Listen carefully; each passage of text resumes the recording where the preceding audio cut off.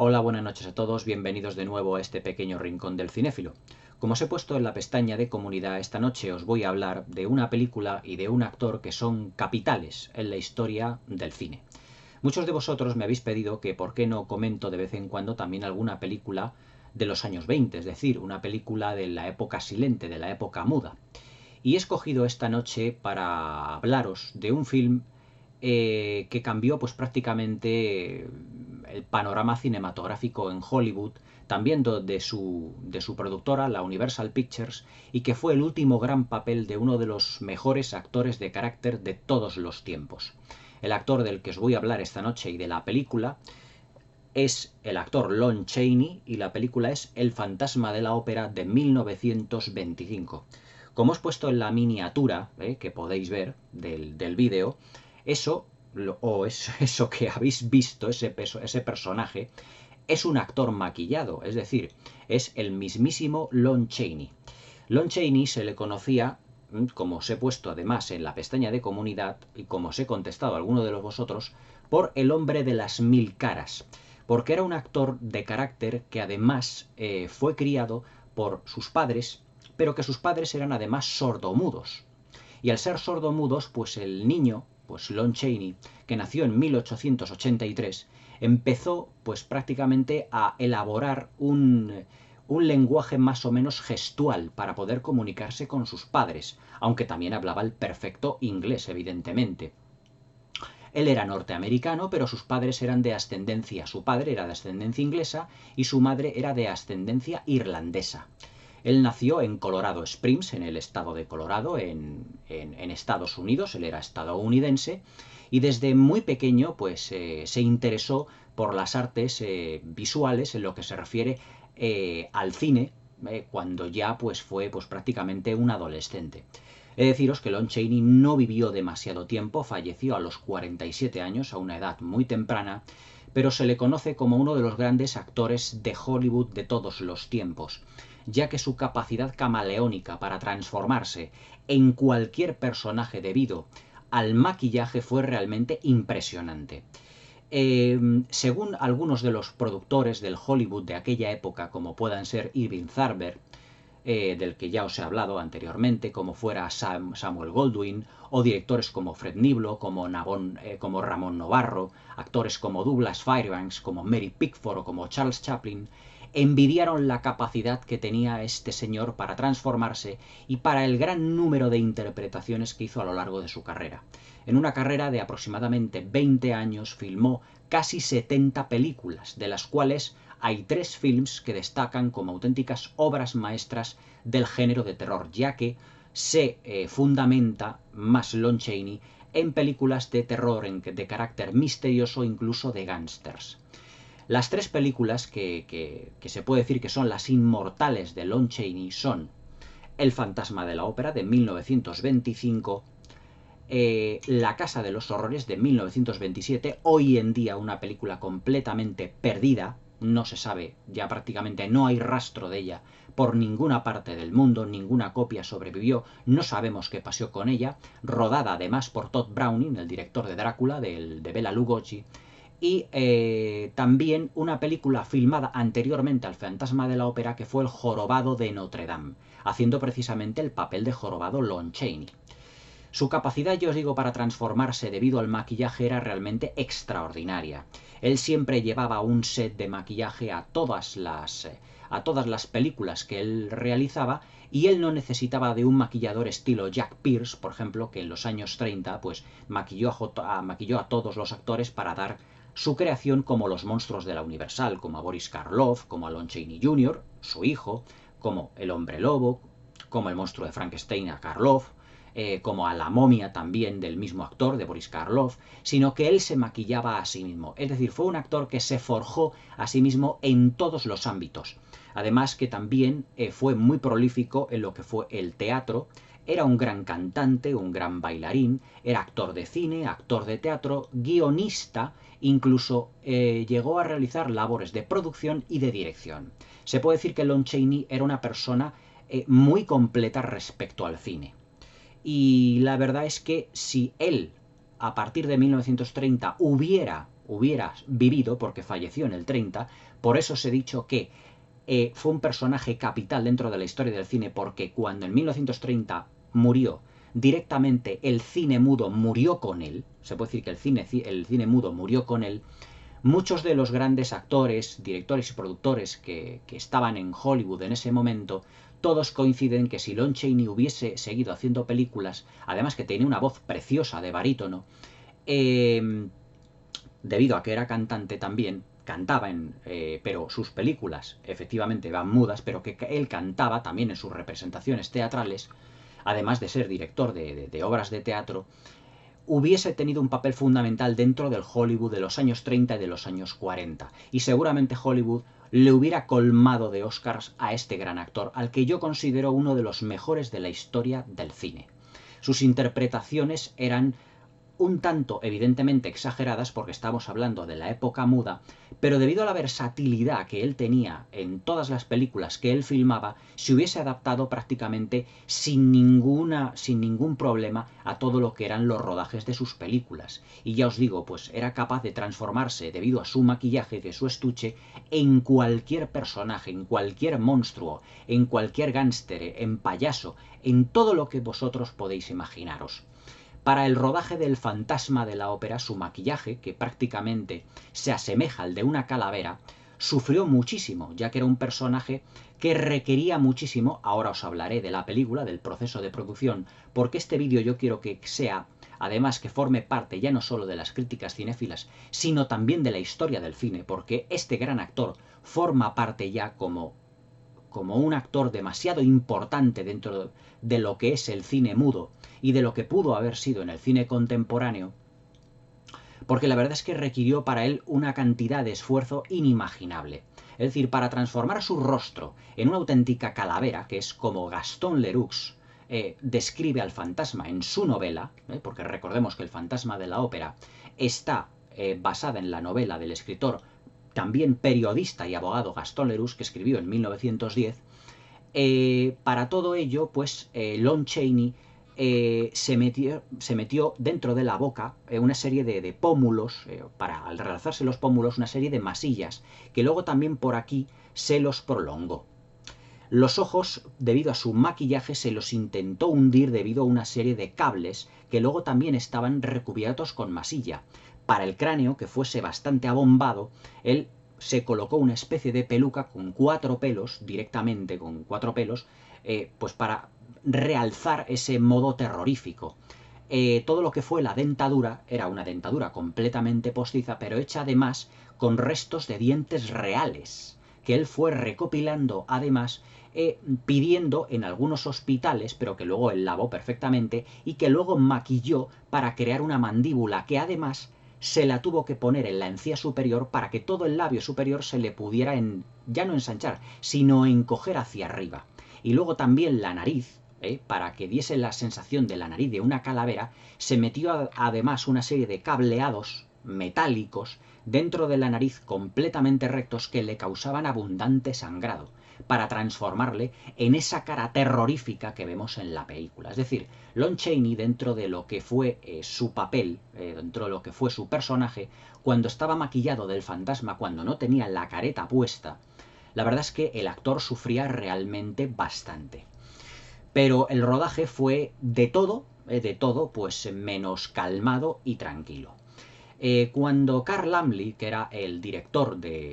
uno de los grandes accionistas, el dueño principal prácticamente de la Universal Pictures, leen la novela de Gaston Leroux, pues compró los derechos porque quería realizar una adaptación del mismo, que ya se había hecho en 1915 o 16, si mal no recuerdo, una adaptación anteriormente, pero que había pasado por completo desapercibida. Y Carl Laemmle, que quería realizar una serie de películas, digamos de corte terrorífico, películas de terror, porque con esta película se puede decir que se inaugura la edad de oro del terror para los monstruos de la Universal, que luego vendrían Drácula, Frankenstein, la momia, el hombre lobo, el hombre invisible. Ya evidentemente en la etapa sonora,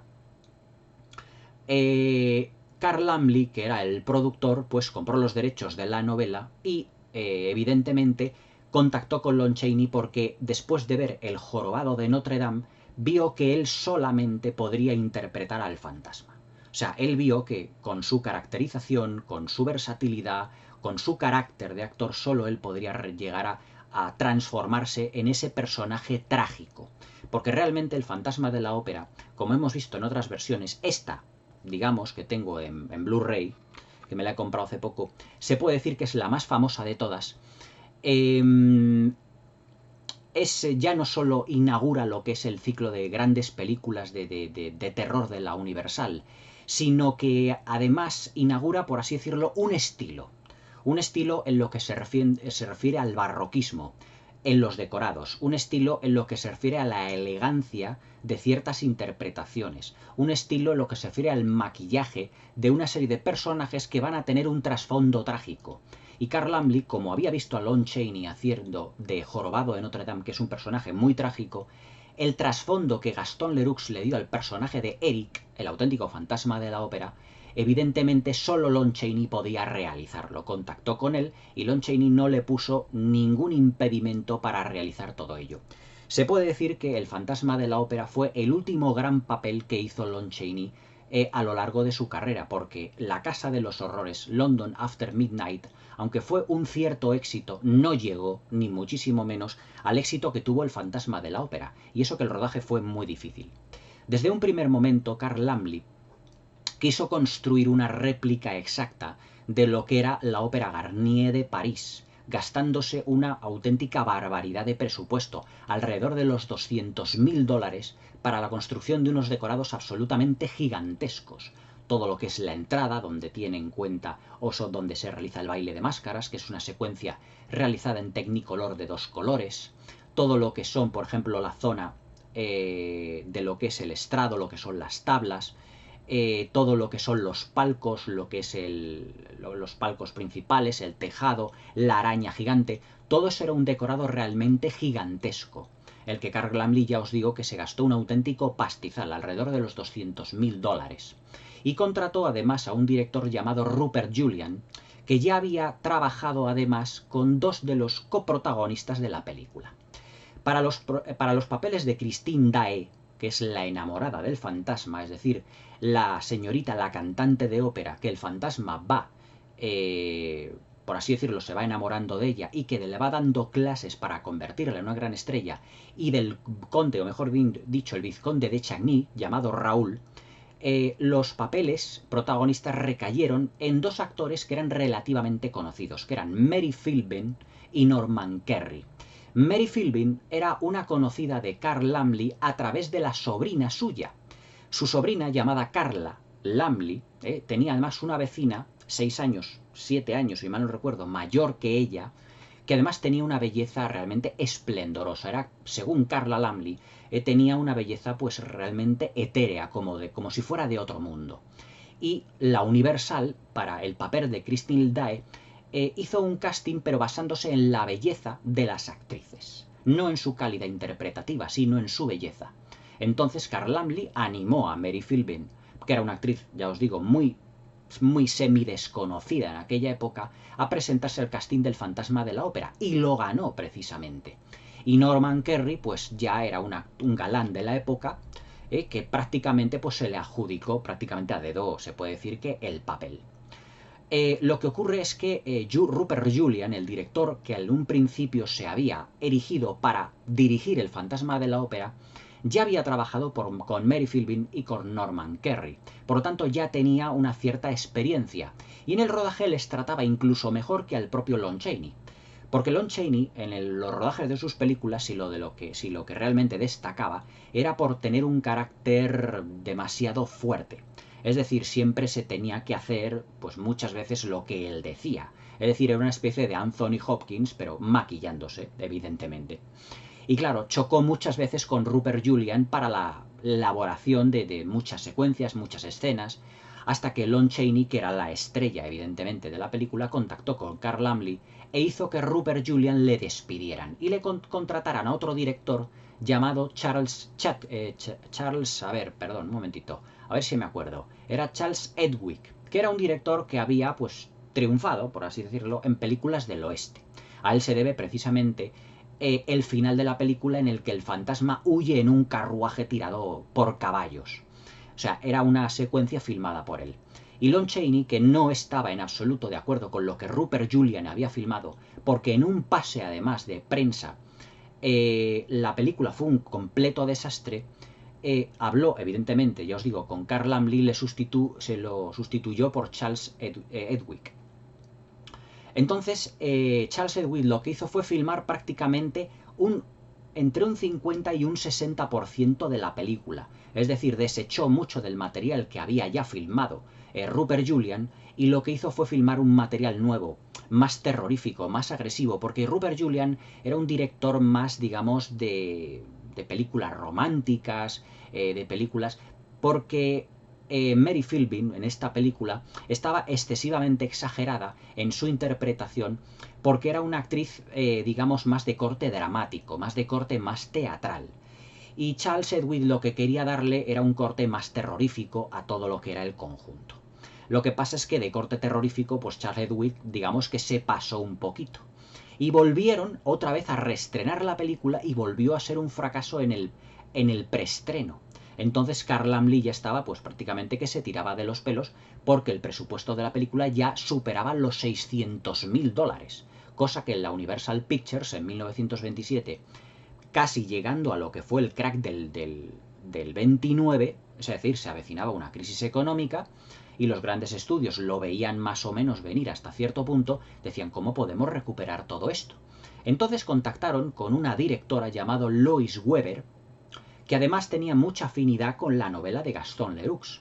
y fue la encargada de filmar muchas de las secuencias románticas, de la película. La secuencia, por ejemplo, en la que Christine Daae está en esa estancia tan barroca que ha decorado el fantasma para ella, en el que ella no está tan sobreactuada, sino que ella hace una interpretación más natural. Es decir, el fantasma de la ópera, la versión que nosotros tenemos ya oficial y que se puede comprar, es, digamos, un conglomerado de 3 directores: Rupert Julian, Charles Edwick y Lois Weber. Es decir, no es ni muchísimo menos la Liga de la Justicia una película en la que muchos, o en este caso 2 directores, metieron, digamos, la mano, sino que fijaos que ya desde hace una película de hace casi ya 100 años se la realizaron 3 directores, porque ni Carl Laemmle estaba contento con el resultado que estaba dando, ni Lon Chaney estaba contento con la dirección de actores que estaba produciéndose en todo ello. La película tenía que tener un trasfondo trágico, a la vez debía ser una película de terror, pero también debería ser una especie como de metáfora entre la bella y la bestia. Es decir, en el que el fantasma realmente está enamorado de Christine Daae, pero debido a su fealdad, que aquí en esta película no se explica por qué tiene el rostro desfigurado, en otras versiones que vendrían posteriormente sí que se explica, y yo creo que es uno de los errores que tiene el film, aunque también yo creo que,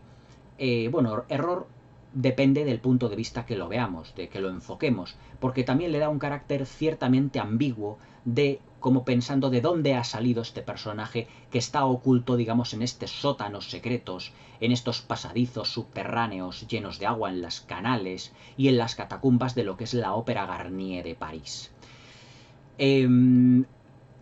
Para todo lo que fue luego el rodaje en sí mismo, duró bastante tiempo. O sea, estuvieron rodando durante año y medio, desde que se construyeron los decorados, a medida que se pudieron realizar todo lo que son las interpretaciones, y luego también la construcción de otros decorados que no pertenecían a la Ópera Garnier, sino que eran precisamente todos aquellos en el que pertenecen a la tramoya, es decir, todo lo que está detrás de lo que son los telones del teatro propiamente dicho, y lo que son los sótanos. Para eso contrataron a Ben Carré, que era un dibujante francés, que era experto, o mejor dicho, bueno, no es que fuera experto, es que le gustaba mucho el expresionismo alemán. De ella que muchas de las secuencias, por ejemplo, en la que el protagonista es el fantasma, es decir, todas las secuencias que se desarrollan en todo lo que no es la ópera en sí mismo, sino que son las catacumbas, en lo que son los pasadizos secretos que utiliza el fantasma, todo ello tenga un ligero aire expresionismo, del expresionismo alemán, que en los años 20 pues estaba todavía en boga y que estaba todavía pues de moda realmente. Y todo eso lo podemos ver en los juegos de luces, en los encuadres, lo podemos ver también, por ejemplo, en ciertas formas de los decorados, lo podemos ver en los brillos, en la iluminación, lo podemos ver en cómo esas sombras se van arrastrando, la sombra del fantasma de la ópera se va arrastrando muchas veces por algunos decorados de la tramoya. Por ejemplo, hay una secuencia en la que hay una gran representación de ballet cuya primera bailarina era precisamente Carla Lammle, la sobrina de Carl Lammle, que por aquel entonces tendría aproximadamente unos 15 años. Pues todas esas bailarinas, hay una secuencia en la que vuelven a la tramoya pues para quitarse ya sus vestidos, y hay un personaje dentro que dice que tengan cuidado con el fantasma de la ópera, que le ha visto pasar por allí. Y claro, hay una especie como de cara muy grande, de una especie como de animal muy grotesco, que tiene la boca abierta y se ve ligeramente lo que es la... ¿Cómo os diría yo? Se ve ligeramente lo que es la sombra del fantasma que está como pasando de un lado a otro. Es decir, esa sombra es muy parecido a las sombras que tuvimos en la película Nosferatu de Murnau, porque todo ello bebía de las fuentes del expresionismo alemán. Entonces este Carré lo que hizo fue dibujar muchísimas estancias que luego se convertirían en los decorados, que eran pues todos los pasadizos secretos por los que se mueve el fantasma con Christine Daae para llevarla, digamos, a su lugar donde la tiene todo decorado, donde tiene su estancia, donde tiene realmente su escondite. Pero claro, Christine, que está pues desde un primer momento obnubilada por su maestro, pues ella tiene un gran afán por intentar quitarle, por desenmascararle.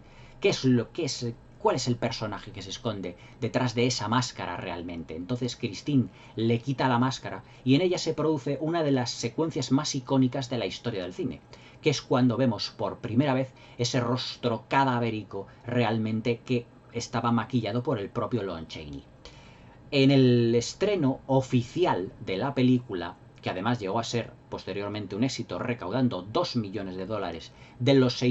más de 600.000 que había costado, por los continuos cambios de director, los continuos rodajes, los cambios de tono, etcétera, etcétera, pues la verdad es que todo lo que es el maquillaje de Lon Chaney causó pavor en el cine. Estamos hablando de una película de hace 100 años. O sea, el público no estaba acostumbrado a ver pues un rostro tan sumamente deformado, pero que lo que es la cara de calavera que tiene Lon Chaney en esta película es una obra de arte del maquillaje. Solo pues prácticamente a la altura de otros maestros del maquillaje, como posteriormente vendrían en la historia del cine, como Jack Pierce, como Rick Baker, como Rob Bottin, etc. Pero es que Lon Chaney en esta película, con su rostro cadavérico, pues causó prácticamente numerosos desmayos en lo que fueron los cines. Y algunos de ellos, muchas personas, salieron prácticamente despavoridas de ello, de lo que era el cine, a ver el rostro de este actor que estaba tan sumamente bien maquillado. Todo lo que es la película, argumentalmente hablando, pues es prácticamente en líneas generales lo que Gaston Leroux nos había dado realmente en la novela. Es decir, en la historia de una cantante muy semi-desconocida, pero con una gran voz, que pretende ser pues la primera cantante de la ópera de París, pero que tiene una gran rival que es la Carlota, que es la cantante oficial, pero que Lon Chaney lo que hace es, mejor dicho, el fantasma de la ópera lo que hace es mantenerla con una serie digamos, de venenos, se supone, se sobreentiende, enferma para que Christine Daae pueda rehacerse, mejor dicho, fuera a salir a la palestra, pueda salir al teatro y lucirse con la auténtica voz que tiene, que había sido además amoldada y había sido, digamos,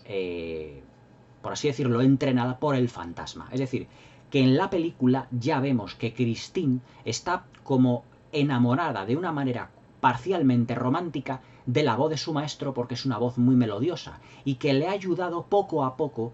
a crear y a educar su voz para llegar a ser la gran artista y cantante que tendría que ser. Pero claro, llega un momento que el fantasma se enamora mucho de ella, se enamora perdidamente, y le dice a Christine que se sitúe delante de un espejo para que le conozca en persona. Claro, cuando Christine ve por primera vez a lo que es su maestro con la máscara puesta,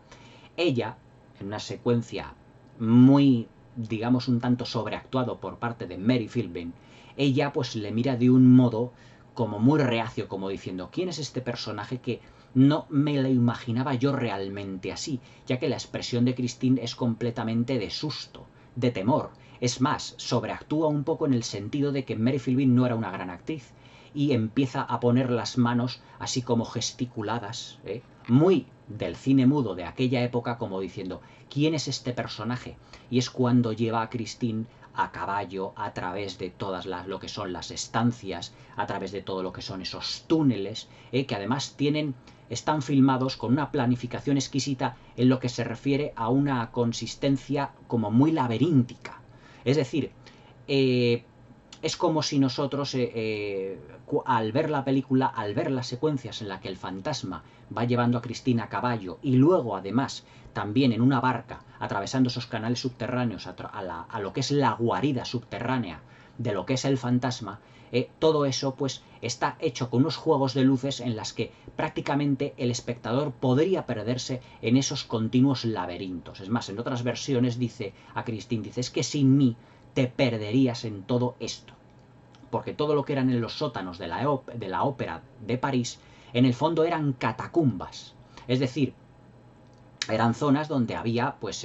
auténticos cadáveres, es decir, eran como un cementerio que había sido luego tapado pues debido pues todo a la fabricación del alcantarillado, a la construcción de dichas canalizaciones subterráneas, etcétera. Y claro, llegan a una zona que está completamente en Dios saben dónde, no saben dónde está, y claro, pues Christine llega a una estancia donde el fantasma le dice que no tema, que no se preocupe, pero que claro, ella lo que no quiere hacer ni muchísimo menos es quedarse allí eternamente, aunque el fantasma le declara su amor, porque él es un personaje completamente trágico. Es decir, él, debido a su fealdad, debido a todo el rostro, el físico que tiene, no ha tenido cariño y amor en su vida y se ha enamorado perdidamente de Christine. Pero Christine evidentemente desconfía de su maestro porque no sabía Christine que pudiese llegar a secuestrarla hasta cierto punto. Aunque todo lo que ha hecho el fantasma de la ópera, Eric, en todo lo que es la estancia que tiene la guarida del fantasma, está realizado con un cariño y con un amor hacia Christine realmente encomiable. Y aquí es el tono que se le da al estilo de La Bella y la Bestia. Es decir, el fantasma duerme en una estancia que es cuya cama, por llamarla de alguna manera, es un sarcófago. Cuando lo ve Christine Daae, cuando ve que su cama es un sarcófago, le pregunta, ¿cómo es que duermes aquí? Dices que yo en parte ya estoy muerto. Y claro, todo eso le provoca a Christine pues realmente pues un miedo interior en el que ya no sabe cómo reaccionar. Pero la estancia que tiene reservada para Christine es una especie de barca, una estancia muy barroca, en el que todo ha sido cubierto con sábanas de satén, con cortinaje, con un tocador para que se maquille, y en el que incluso los espejos llevan ya incrustado su nombre, el nombre de Christine. Es decir, es una estancia completamente, digamos, neoclásica, a la vez que barroca, totalmente preciosa, pero que contrasta mucho con la estancia del propio fantasma. Es decir, que cada estancia refleja lo que es la psicología de cada personaje. El personaje de Christine Daae es una chica que viene, en teoría, pues a lo mejor de una sociedad, digamos, alta sociedad, de una clase media alta, acomodada, y claro, pues la estancia que la prepara es realmente preciosa, soberbia. Sin embargo, la estancia donde está el fantasma es lúgubre, está iluminada solo por una serie de cirios, con un sepulcro en donde él está durmiendo. Es realmente unas secuencias terroríficas. Pero evidentemente lo que es el Raúl, el conde de Chagny, el vizconde de Chagny, no se va a detener porque realmente él también está enamorado de Christine. Ellos están enamorados.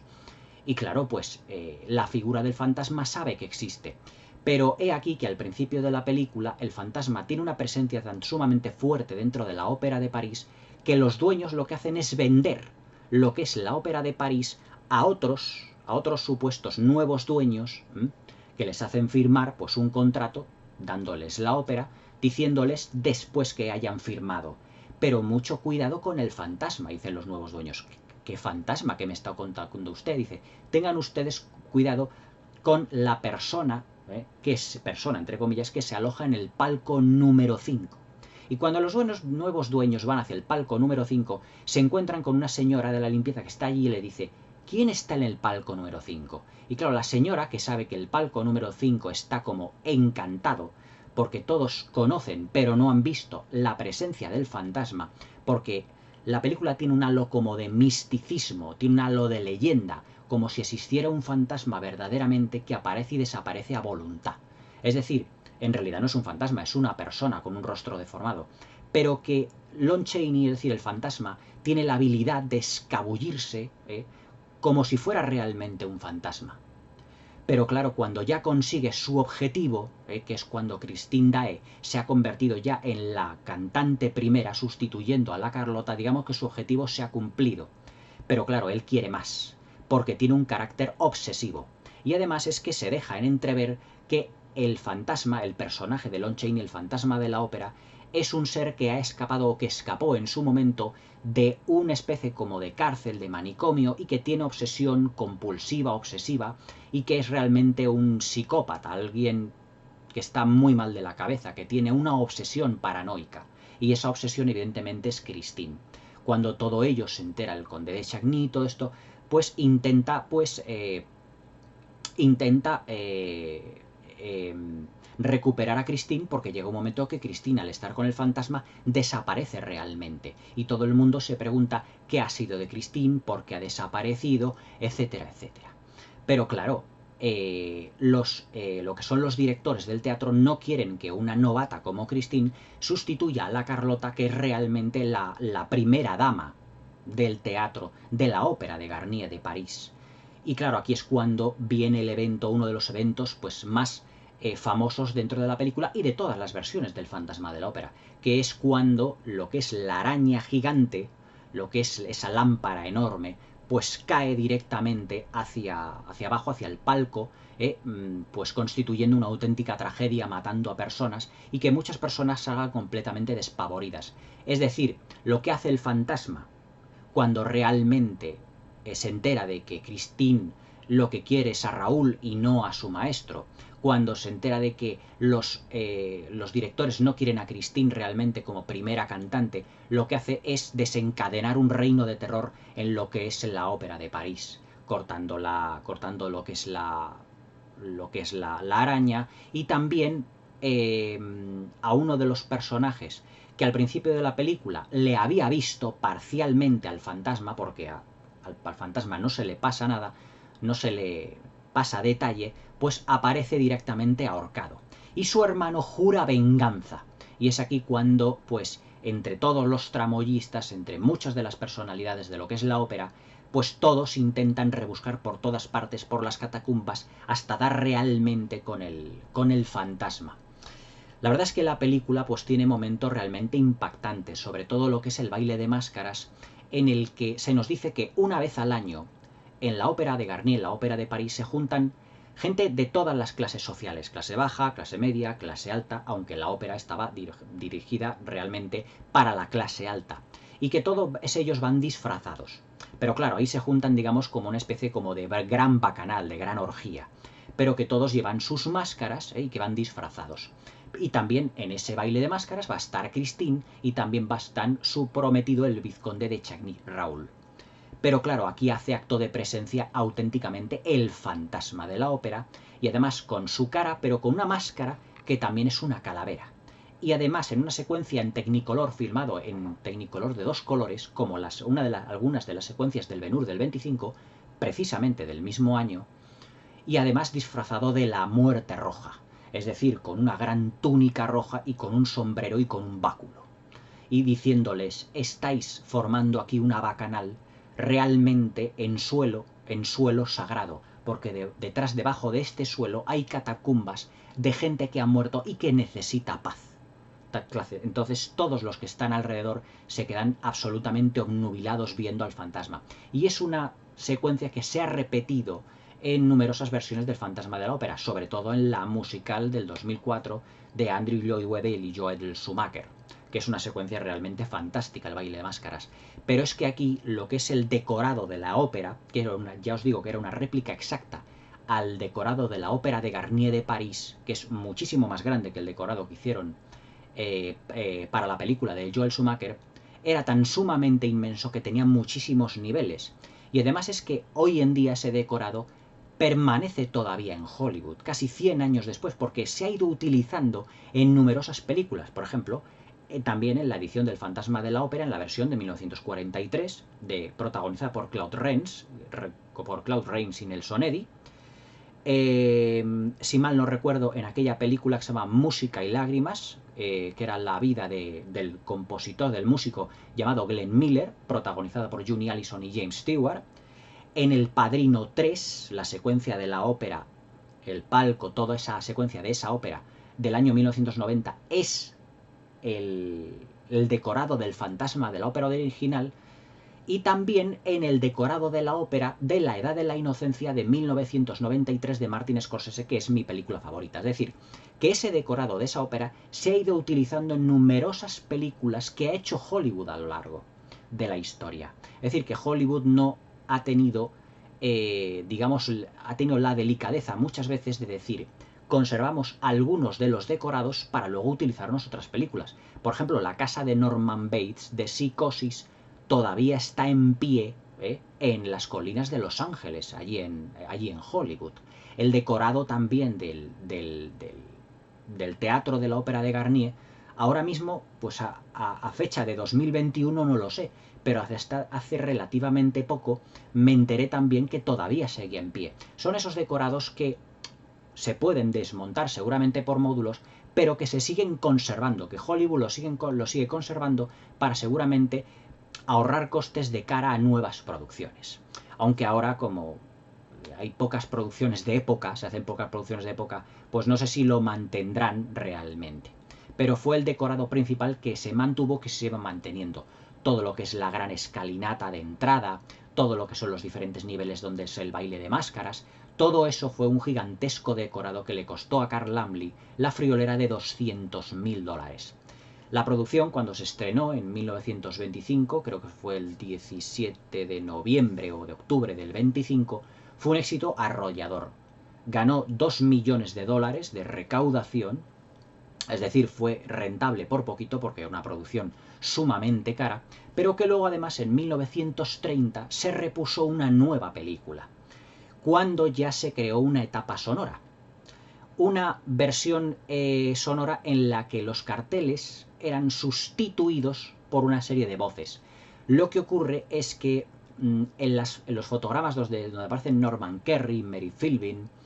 y el fantasma Lon Chaney, él, al tener la máscara, él había firmado un contrato en el que él no quería dar a conocer su voz por nada del mundo. Sin embargo, Mary Philbin y Norman Kerry pues aceptaron realizar esta versión sonora, que es la misma película, pero añadiéndole voces. Y eso fue el final de las carreras de Mary Philbin y de Norman Kerry, porque sus voces eran completamente nefastas. Aunque en esta nueva versión sonora, por así decirlo, se ganaron otros $400.000 en 1930. Entonces la película realmente lo que hizo fue recaudar $2.400.000. La película técnicamente, para estar filmada en 1925, es un prodigio de planificación, sobre todo en lo que se refiere a las secuencias que están filmadas en las catacumbas, en los pasadizos secretos donde el fantasma se va moviendo, porque vemos no solo las influencias del expresionismo alemán, con esas sombras, con esos juegos de luces, sino vemos cómo los personajes cómo pueden moverse ampliamente dentro de un decorado que es totalmente asfixiante, agobiante, pero todo realizado con una belleza y con una exquisitez, con unos juegos de luces como por ejemplo los brillos del agua, de los canales, en lo que son todo lo que son esos túneles que van luego incluso recorriendo el conde de Chagny, Raúl, para encontrar a Christine, todas las secuencias en las que el fantasma va moviéndose por diferentes niveles, va pasando de uno a otro, en el que vamos viendo la sombra corriendo de un lado a otro con su sombrero, con su capa. Todo eso está realizado con una planificación realmente exquisita y cada secuencia tiene además un tono de color distinto. Es decir, por ejemplo, cuando estamos dentro de la estancia barroca de Christine Daae, es decir, la estancia que el fantasma ha preparado para ella, todo tiene unos colores como dorados, para que se resalte en el brillo del satén, de todo lo que son las cortinas, todo lo que son las colchas de la cama que ella tiene, todos los brillos dorado de lo que es el aparador que tiene para maquillarse Christine y todo ello. Luego las secuencias, por ejemplo, de la gruta donde está el fantasma, donde está su sepulcro, donde está el órgano que él toca, tiene un color como azulado pero también oscuro, más tétrico, porque refleja muchas veces esos tonos reflejan el estado emocional del fantasma en muchos momentos. También, por ejemplo, un color rosado fuerte, por ejemplo, para lo que son los pasadizos por donde se va moviendo a caballo el fantasma, cuando ha cogido por primera vez a Christine. Todo lo que son los escalones detrás de la estancia de Christine, de la zona de la tramoya, cuando pasa ese espejo donde hay unos escalones que aparece con una columnata gigantesca que va bajando y el fantasma la va más o menos, no arrastrándola, pero va cogiéndola de la mano, aunque Christine siempre está como muy desconfiada. Todo realizado con unos tonos realmente fabulosos. Y luego los tonos, evidentemente, que se desarrollan de noche con unos tonos azul oscuro, pero con un brillo especial. Es decir, también los directores tuvieron aquí, los tres directores, digamos, una homogeneidad que yo creo que Carl Laemmle, el productor, pues se encargó de que todo tuviese una uniformidad y toda una homogeneidad visual. Aunque evidentemente, como en la versión de Ben-Hur de William Wyler, perdón, de Fred Niblo, se utilizó el Technicolor de 2 colores, en este caso solo una secuencia, y se utilizaron diferentes tonalidades dependiendo del estado emocional de los personajes, de lo que eran las estancias, de lo que son, por ejemplo, si es la parte de lo que es el decorado de la ópera, si es la parte de la tramoya, si son las catacumbas, si son los pasadizos secretos. Y hay secuencias que son realmente, por ejemplo, terroríficas. Hay una de las veces que Raúl, cuando está buscando a Christine junto con una especie de agente secreto que está vigilando al fantasma y que lleva un tiempo detrás de él, están, por ejemplo, en una esquina y en la parte izquierda de la pantalla se ve como una especie de rostro de calavera que viene poco a poco hacia el espectador. Y es un personaje que no sabemos quién es, debe de ser pues otro personaje tramoyista que está por allí, pero que realmente no conoce al fantasma, sino que está puesto ahí como a modo, digamos, de elemento terrorífico, porque le vemos desde el fondo de la pantalla que se va acercando poco a poco, pero que tiene una luz muy tenue iluminada por un candil, pero que tiene un rostro realmente extrañísimo, y dice a los protagonistas: tengan ustedes cuidados de no perderse entre las catacumbas y de no encontrarse con el fantasma. Pero el fantasma, Eric, es muy inteligente, él sabe pues como despistarlos para que él no encuentre en lo que es su cubículo secreto, lo que son sus estancias. La verdad es que la película, en ese sentido, está filmada como si fuera un gran laberinto en el que no sabes de dónde va a aparecer el fantasma, cómo va a aparecer, qué es lo que va a realizar. No es una película que, aunque basándose en la novela de Gaston Leroux, no es una película para nada, ¿cómo os diría yo? No es una película en la que sepamos lo que va a ocurrir, porque el fantasma, como se va moviendo por diferentes estancias, no es predecible. Ahora ya me ha salido. La verdad es que en esta película el absoluto protagonista del film es Lon Chaney, que realiza lo que es su papel más memorable. Es decir, Lon Chaney, todo lo que es, por ejemplo, cuando le quitan la máscara, que es uno de los momentos más inolvidables de la historia del cine, se acerca a Christine, la coge del rostro y le dice, claro, en todos esos letreros dice: recréate en la horrible fealdad de mi rostro. Pero en ese momento se da cuenta de que ella empieza a llorar y dice, ¿por qué has hecho esto? Yo no quería que me vieses realmente el rostro, yo quería que te enamorases por lo que yo era, no por lo que yo soy, no de este rostro en sí. Y hay ahí, digamos, cómo el director, esa secuencia que seguramente estuviese rodada por Rupert Julian, porque era menos de western como lo era Charles Edwick, pero a lo mejor sí que estuvo rodada por Lois Weber, tienen ahí, o Lois Weber o Charles o Rupert Julian, lo que tienen ahí es una facilidad para pasar del horror al drama, del terror a la tragedia, porque entonces Lon Chaney se acerca a la pared y prácticamente se tapa las manos, se tapa la cara con las manos, como llorando, como diciendo, expresando: por favor, ¿qué es lo que has hecho? Yo no quería que me descubrieras, yo quería que todo fuera perfecto, fuera idílico. He aquí lo que es el drama entre la Bella y la Bestia que Carl Laemmle quería expresar realmente en esta película a modo de una gran tragedia. Realmente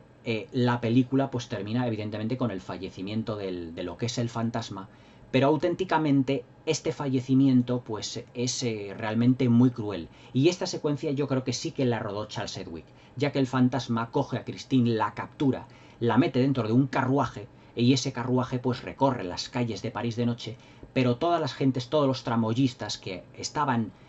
averiguando dónde estaba el escondite del fantasma van detrás de él, como si fuera una película del oeste, es decir, como si fueran indios que están persiguiendo a una carroza de estadounidenses, de norteamericanos, de vaqueros.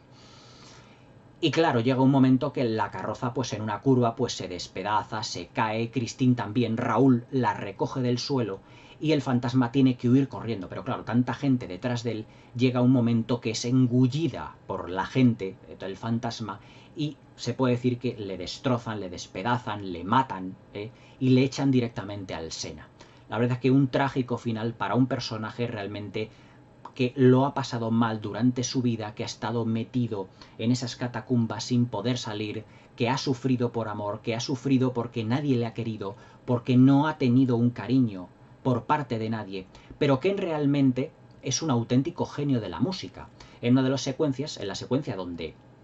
Christine le va a quitar la máscara, ve que está escribiendo una ópera, que es Don Juan Triunfante. Es decir, que de tanto escuchar ópera, el fantasma, debido a su inteligencia, ha aprendido, y es capaz de escribir una ópera entera. Es decir, de ahí que supongamos que Eric, el fantasma, es también un genio de la música. Es realmente impresionante el sentido en el que se ha descrito aquí el personaje, no como trágico o como terrorífico, que son, digamos, las dos caras de la misma moneda, sino también como un auténtico genio de la música. Lon Chaney, ya os digo, que realizó aquí pues su papel más emblemático de lo que es seguramente uno de los mejores actores de todos los tiempos, ya no solo de la época muda, sino también de toda la historia del cine. Ya os digo que muchos productores, muchos directores, ante el fallecimiento que por causas de pulmón que tenía Lon Chaney, pues falleció en 1930 y con él pues prácticamente pues el cine mudo pues murió con él. Como anécdota os voy a decir, por ejemplo, que cuando falleció,